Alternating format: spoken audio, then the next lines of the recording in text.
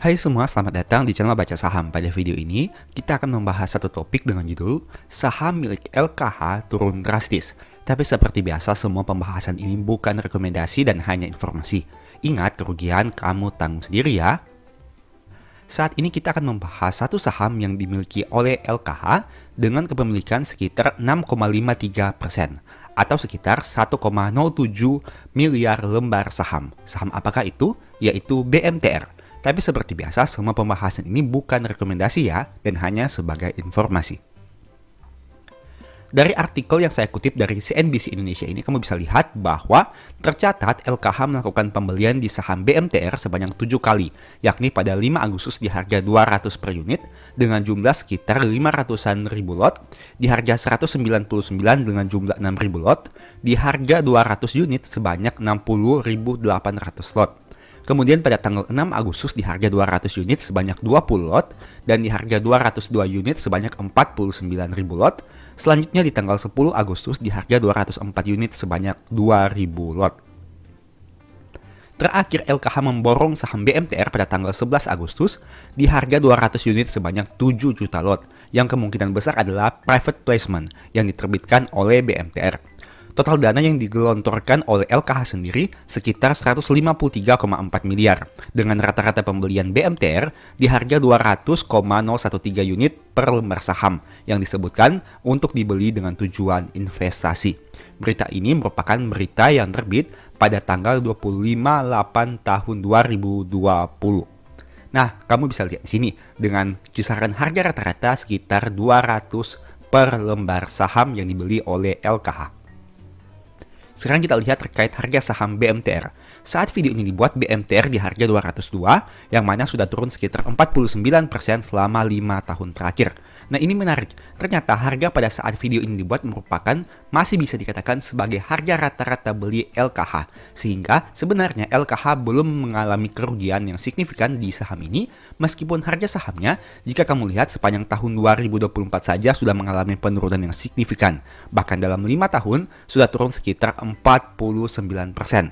Jika mengacu pada data yang ada tadi, yaitu artikel di CNBC ini, berarti sebenarnya LKH masih aman karena belum mengalami floating loss yang sangat besar dengan penurunan harga saham BMTR. Tapi sebaliknya, saat harga saham BMTR mengalami kenaikan yang sangat luar biasa, karena mengingat LKH membeli saham ini sudah cukup lama, berarti LKH hanya kehilangan potensi profit yang sebenarnya sudah diperolehnya dalam beberapa waktu yang lalu, karena harga saham BMTR mengalami penurunan. Kita lihat sekilas untuk rasio keuangannya. Profitabilitas net profit margin minus 1,31%, net income minus 153%, dan dividen yang terakhir dibagi yaitu di tahun 2018, alias saham ini tidak konsisten membagi dividen. Jika melihat data selama 10 tahun terakhir, sebenarnya saham BMTR ini dulunya sempat berada pada angka kisaran 1000-an, dan kini hanya tersisa 202 saat video ini dibuat. Dengan kata lain, harga sahamnya sebenarnya sudah turun sangat signifikan. Dan harga saat video ini dibuat bisa dikatakan merupakan harga rata-rata pembelian LKH. Sehingga kamu bisa lihat di sini bahwa LKH memiliki saham dengan harga terbaik yang bisa dikatakan berpotensi mengalami keuntungan apabila saham ini mengalami kenaikan. Tapi kita tunggu saja ke depannya seperti apa. Apakah BMTR akan kembali naik atau malah lebih turun lagi. Nah, sebagai informasi, data harga rata-rata pembelian LKH ini hanya saya kutip berdasarkan data di CNBC Indonesia yang tadi kamu lihat. Sehingga apabila ingin divalidasi lebih lanjut, silakan lakukan analisa secara mendalam. Kemudian dari aspek valuasi, dulunya di tahun 2015 BMTR di harga pada valuasi PBV 2 kali, tapi kini hanya 0,2 kali saja. Itu artinya terjadi penurunan yang sangat signifikan. Bahkan rata-rata PBV selama 10 tahun adalah 0,69 kali, dan kini diperdagangkan pada PBV di bawah rata-ratanya, setidaknya sejak tahun sekitar 2019. Untuk aspek keuangan, total pendapatan di tahun 2024 hingga Q3 sebenarnya tidak terlalu berbeda jauh dengan tahun 2023. Tapi sayangnya, laba bersihnya mengalami penurunan yang signifikan sehingga mencetak kerugian di tahun 2024. Nah, kamu bisa lihat sini, sejak tahun 2021, BMTR konsisten mengalami penurunan laba dari waktu ke waktu. Dan hal itu yang mungkin saja menyebabkan kenapa harga sahamnya juga turun. Untuk aspek probabilitas, Dalam 10 tahun terakhir, probabilitas penurunannya sekitar 8 kali dan hanya 2 kali saja yang mengalami peningkatan. Tidak heran kenapa harga saham BMTR terus mengalami penurunan yang sangat signifikan, karena penurunan harga saham secara tahunannya sangat besar. Seperti contohnya pada tahun 2015 yang turun 22%, 2016 yang turun 45%, dan seterusnya. Nah, ini merupakan data dari pembelian atau transaksi yang dilakukan oleh LKH berdasarkan data yang saya kutip dari aplikasi Stockbit. Kembali lagi, ini hanya merupakan data yang saya kutip dari Stockbit, sehingga untuk kebenarannya harus divalidasi lebih lanjut lagi. Di sini kamu bisa lihat bahwa setidaknya pada tahun 2021 LKH sudah melakukan pembelian saham ini, 2022, 2023 juga. Nah, apakah angka pembelian LKH ini masih memiliki rata-rata sekitar Rp200 per lembar saham? Tidak ada yang tahu pastinya seperti apa. Tapi yang pasti, berdasarkan data terakhir yang ada, LKH masih memiliki saham BMTR saat video ini dibuat. Sehingga kita tunggu saja kondisi kedepannya saham ini seperti apa. Apakah akan kembali naik atau malah mengalami penurunan yang lebih dalam lagi. Nah, sekarang kita bahas kilas terkait kinerja keuangan Q3 saham ini. Pertama, dari jumlah asetnya yang mencapai 36 juta dan angka ini mengalami kenaikan dibandingkan tahun sebelumnya. Tentu saja, angka yang sebutkan ini harus disesuaikan lagi dengan nominal rupiahnya, apakah dalam jutaan, dalam miliar, atau dalam triliunan rupiah. Sehingga kamu juga harus lihat lagi di laporan keuangannya untuk detailnya seperti apa. Dari jumlah aset 36,3 ini, mayoritas aset berasal dari jumlah aset tidak lancar sebanyak 22,5 dan mayoritasnya berasal dari aset tetap.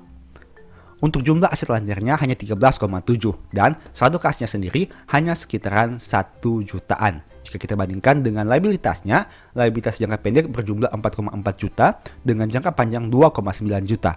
Itu artinya perusahaan butuh sumber dana yang lain apabila ingin melunasi seluruh hutangnya, terutama hutang jangka pendeknya. Karena saldo kasnya sendiri tidak cukup untuk melunasi hutang jangka pendeknya dan harus ditambah dengan beberapa aset yang lain. Kemudian kita bandingkan, dengan liabilitas 7,4 juta ini, perusahaan memiliki ekuitas 16,13. Itu artinya dari perusahaan masih di bawah 100% dan berarti untuk aspek risiko dari aspek rasiodernya masih cukup aman. Mayoritasnya juga berasal dari saldo laba yang belum ditentukan penggunaannya. Kemudian dari aspek net income, total pendapatannya mengalami penurunan dibandingkan tahun 2023.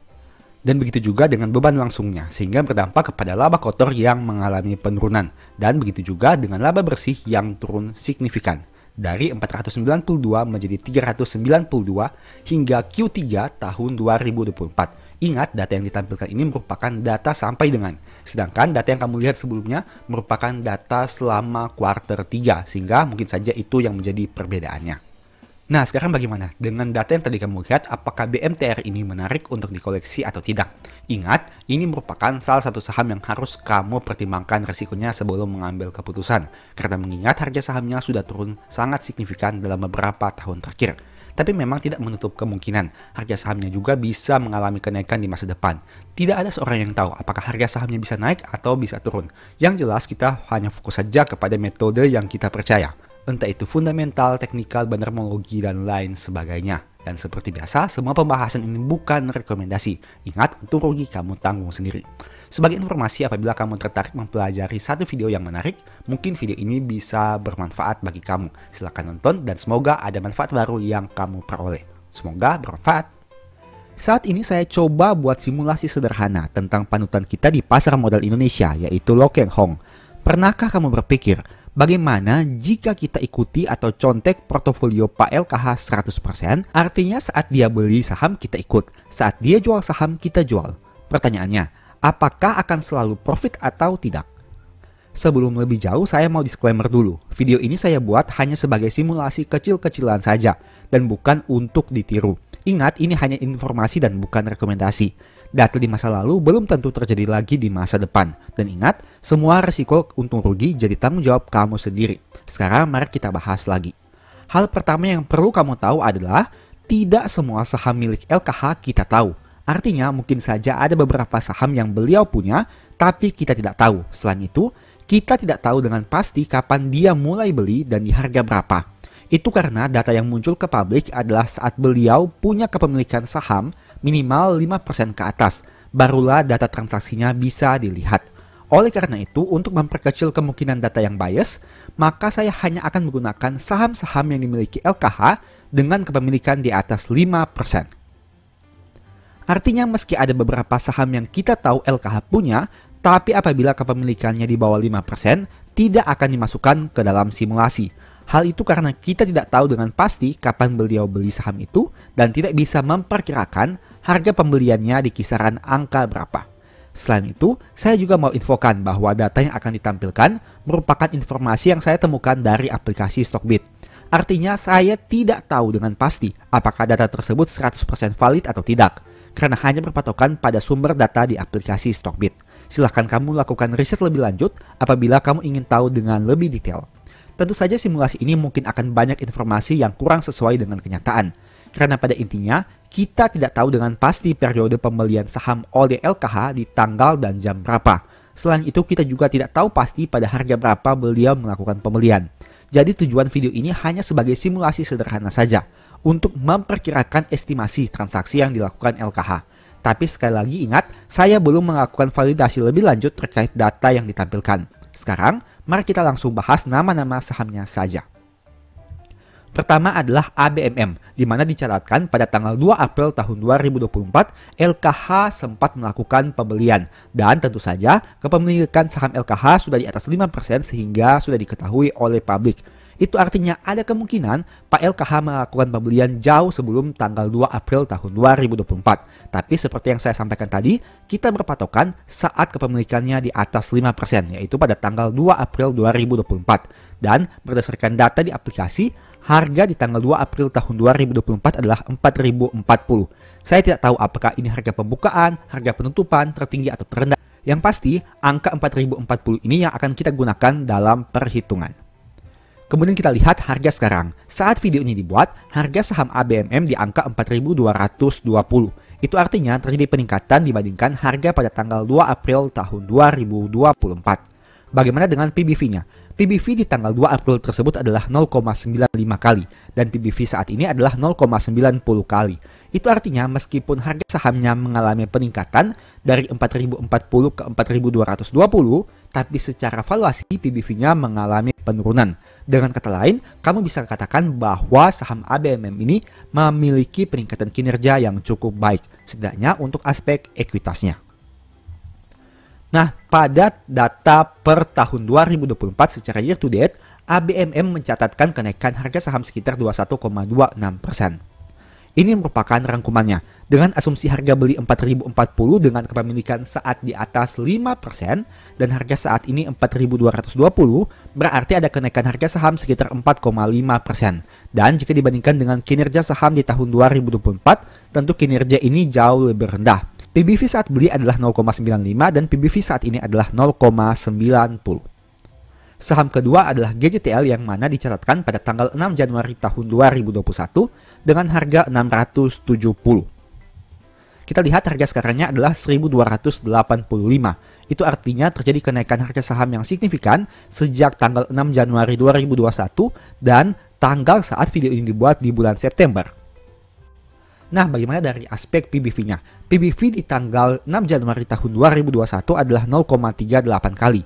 Dan PBV saat ini adalah 0,51 kali.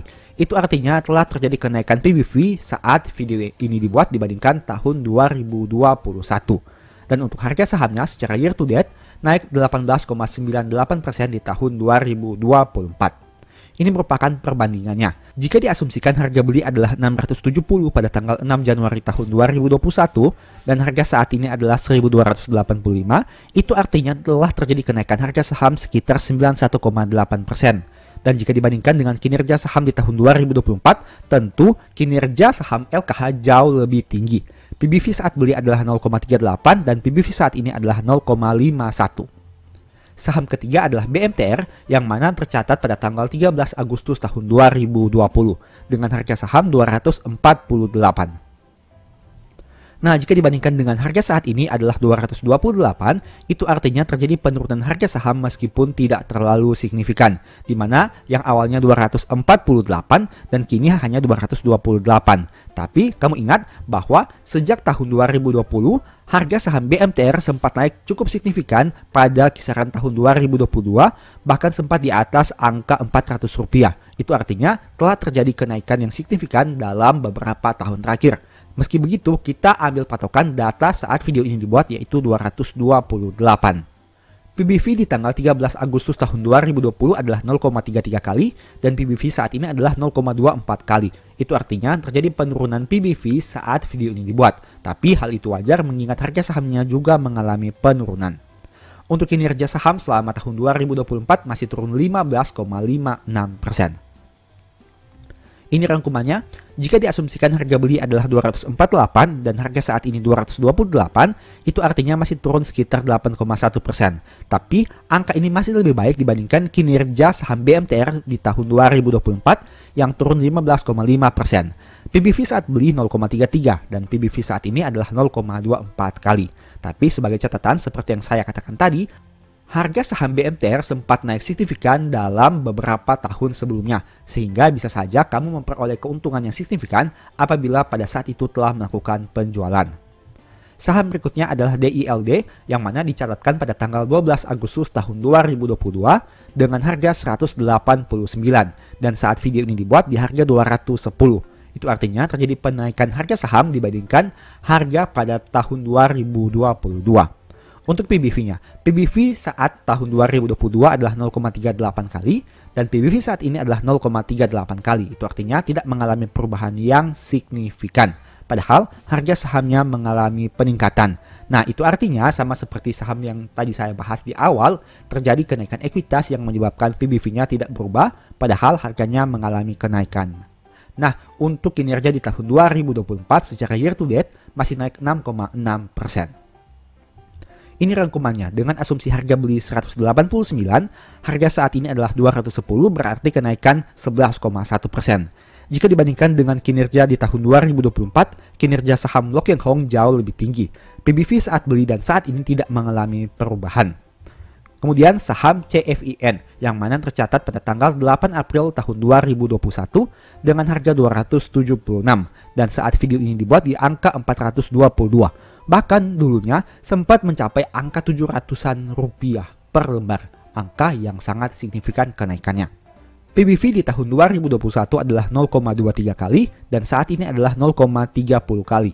Untuk aspek PBV-nya mengalami peningkatan dan secara harga saham year to date masih turun 14,5% di tahun 2024 ini. Ini rekapannya. Asumsi harga beli adalah 276 pada tanggal 8 April tahun 2021. Jika dibandingkan dengan harga saat ini 422, itu artinya terjadi kenaikan 52,9%. Jika dibandingkan dengan kinerja saham di tahun 2024, tentu kinerja saham Loke Hong jauh lebih baik. PBV saat beli 0,23 dan mengalami peningkatan dibandingkan PBV saat ini adalah 0,30. Nah, ini merupakan rekapan dari 5 saham yang tadi kamu sudah lihat. Dari sini kamu bisa lihat bahwa kinerja saham LKH bisa dikatakan secara rata-rata masih lebih baik dibandingkan kinerja saham secara year to date di tahun 2024. Hal itu karena saham-saham yang dimiliki oleh LKH sebenarnya dulunya sempat mengalami kenaikan harga yang jauh lebih tinggi dibandingkan harga pada saat video ini dibuat. Contohnya seperti saham BMTR dan saham CFIN yang mana pada beberapa tahun sebelumnya harga sahamnya sempat naik signifikan. Tapi untuk saham BMTR memang pada saat video ini dibuat masih turun 8,1% jika dibandingkan dengan harga pada tanggal 13 Agustus tahun 2020. Tapi secara keseluruhan, apabila kamu melihat data ini saja, maka bisa dikatakan apabila mengikuti LKH, maka kinerja portofolio masih cukup baik jika dibandingkan dengan data saat video ini dibuat di bulan September tahun 2024. Meski begitu ingat, ini bukan rekomendasi dan ini hanya sebagai simulasi saja. Saya hanya berandai-andai bagaimana jika misalnya kita mengikuti 100% saham LKH yang kepemilikannya sudah di atas 5%. Saat terjadi pengumuman LKH melakukan pembelian, kita ikut beli dan bisa di hold sampai saat ini. Ini merupakan data simulasinya. Tapi ingat, data di masa lalu tidak menjamin data di masa depan akan terulang lagi. Itu artinya, meskipun data saat ini kamu lihat mengalami kenaikan yang signifikan, bahkan mencapai 91,8% untuk saham GJTL dan 52,9% untuk saham Cevin, tapi angka di masa depan tidak menjamin akan terulang lagi seperti data saat ini. Mungkin saja bisa lebih tinggi lagi kenaikannya, tapi mungkin saja bisa mengalami penurunan. Itu artinya kamu tetap harus melakukan PR-mu sendiri, yaitu melakukan analisa secara mandiri. Tidak boleh hanya mengikuti orang lain, meskipun kita tahu bahwa LKH sudah terkenal dengan kehebatannya membeli saham-saham dan kemudian menyimpan dan memperoleh keuntungan yang di atas 100%. Tapi ingat, kamu tentu berbeda dengan LKH. Mungkin mentalnya tidak sama, psikologinya tidak sama, analisanya tidak sama, dan pemikirannya juga tidak sama. Untuk itu, kamu tetap harus mencari saham-saham yang menurutmu nyaman dan kamu tertarik untuk di hold dalam jangka panjang. Tentu saja kamu juga harus mempertimbangkan potensi kerugian yang bisa diperoleh. Karena ingat, saat membeli saham, kita membeli risiko. Jika ada potensi keuntungan, ada juga potensi kerugian. Dan ingat, keuntungan dan kerugian itu menjadi tanggung jawab kamu sendiri. Semoga video ini bisa membantu kepada kamu apabila kamu ingin melakukan analisa sederhana dalam melakukan pembelian saham. Sebagai informasi, kalau kamu mau belajar lebih detail tentang money management dan analisa fundamental, mungkin video ini bisa membantu. Nonton hingga selesai agar mendapat pemahaman yang utuh. Semoga bermanfaat. Saya tertarik juga membahas lebih jauh tentang money management, terutama money management saat harga saham turun signifikan. Sekarang kita coba lihat contoh simulasi dari Pak Lo Keng Hong yang pernah beli saham Bumi, nyangkut, average down, dan akhirnya bisa profit besar. Tanpa basa-basi lagi, mari kita lihat contohnya seperti apa. Artikel ini kamu bisa baca bahwa di tahun 2012 harga saham Bumi sekitar Rp1.000, tapi kemudian turun hingga menyentuh angka 50 perak. Saat kondisi itu terjadi, LKH terus membeli saham Bumi dan melakukan average down. Pada akhirnya saham ini naik ke angka 500 dan LKH mampu keluar dari situ. Artikel lengkapnya adalah sebagai berikut. Bisa kamu baca berdasarkan tampilan yang ada berikut ini. Dari contoh itu ada dua kondisi pergerakan harga saham. Pertama, saat harga saham turun dari 1000 ke 50, berarti terjadi penurunan sekitar 95%. Itu artinya jika diasumsikan LKH beli saham Bumi di harga 1000, berarti floating loss-nya mencapai 95%. Meski begitu, kita hanya berasumsi saja, karena tidak tahu secara pasti di harga berapa dia membeli saham ini. Kondisi kedua, harga saham Bumi yang sebelumnya tidur di gocap, tiba-tiba naik hingga ke angka 500, dan LKH berhasil keluar di situ. Artinya terjadi kenaikan harga saham sekitar 900% saat saham Bumi terbang ke 500. Pertanyaannya, agar LKH bisa memperoleh keuntungan minimal 100%, padahal sebelumnya nyangkut besar, bagaimana caranya? Apabila kita asumsikan, LKH membeli saham Bumi di harga 1000, melakukan average down di harga 50, dan menjualnya di harga 500. Artinya, untuk memperoleh keuntungan sekitar 100%, LKH butuh average down minimal 20% dari harga pembelian awal. Lebih jelasnya silahkan lihat tabel di bawah ini. Misalnya, harga belinya adalah 1000 dan kita asumsikan membeli satu lot saja. Berarti total nominalnya adalah Rp100.000. Nah, jika dia membeli lagi di harga 50, dia harus mengeluarkan uang untuk membeli 4 lot agar bisa memperoleh harga rata-rata 240. Nah, untuk pembelian 4 lot ini membutuhkan dana sekitar 20.000, yang berarti 20% dari dana awal yang dia keluarkan yaitu 100.000. Asumsi ini hanya simulasi saja dan mungkin tidak sesuai dengan realita yang terjadi. Karena saya menggunakan dua harga saja, yaitu diasumsikan LKH melakukan pembelian pertama di harga 1000 dan average down di harga 50. Tentu saja data harga rata-rata dan jumlah dana yang dibutuhkan akan berubah apabila terjadi average down pada beberapa harga selain Rp50. Tapi setidaknya dengan data ini kamu memperoleh gambaran bagaimana melakukan money management khususnya dari kasus LKH ini. Apabila hanya menggunakan data ini saja, berarti untuk memperoleh keuntungan sekitar 100% saat menjual sahamnya di harga 500, harga rata-rata sahamnya harus di bawah 250. Karena kenaikan dari 250 ke 500 adalah 100%. Dengan asumsi pembelian awal sebanyak 100 lembar atau 1 lot, berarti dibutuhkan average down 400 lembar atau 4 kali lipat lebih banyak pada harga 50 agar harga rata-ratanya menjadi 240, seperti yang saya sudah sampaikan tadi. Artinya dengan harga rata-rata 240, apabila harga sahamnya naik menjadi 500, berarti keuntungan yang diperoleh sekitar di atas 100%. Meski begitu, kamu bisa lihat bahwa dana yang dibutuhkan untuk membeli di harga 50 lebih rendah dibandingkan di harga 1000. Padahal, lembar saham yang dibutuhkan untuk memperoleh harga rata-rata 240 adalah 4 kali lipat lebih besar dari harga 1000. Pada contoh ini kita hanya gunakan asumsi satu lot saja agar mempermudah perhitungan. Intinya yang mau saya tunjukkan di sini adalah bagaimana dampak dari average down yang akan mempengaruhi harga rata-rata pembelian. Tentu saja average down tidak bisa dilakukan dengan sembarangan. Coba kamu bayangkan bagaimana jika LKH langsung all in average down saat harga saham di angka 500. Tentu saja harga rata-ratanya bukan lagi 240, tapi menjadi di atas 500 per lembar saham. Inti dari simulasi ini adalah kamu bisa melihat hubungan antara harga pembelian awal dan jumlah dana yang dibutuhkan untuk average down. Semakin besar dana awal yang kamu keluarkan, membuat dana average down yang dibutuhkan akan semakin besar juga apabila penurunan harga saham tidak terlalu jauh. Pada contoh simulasi ini beruntungnya, harga saham turun 95% dari 1000 ke 50. Jadi di harga 50, dana yang dibutuhkan hanya 20% dari dana awal. Padahal lembar sahamnya harus 4 kali lipat lebih banyak. Coba kamu simulasikan sendiri, bagaimana jika harga saham yang kamu average down hanya turun 50%. Tentu saja dana yang dibutuhkan akan menjadi lebih besar. Saya sudah sempat mengatakan di video-video sebelumnya bahwa money management yang baik menurut saya pribadi akan jauh lebih berguna dibanding metode yang hebat. Kenapa? Metode yang hebat mungkin membantu kamu untuk membeli di harga yang terbaik. Tapi money management lah yang akan menyelamatkan kamu saat harga saham bergerak di luar prediksi atau terjadi penurunan yang sangat signifikan. Karena pada intinya tidak ada metode yang 100% tepat.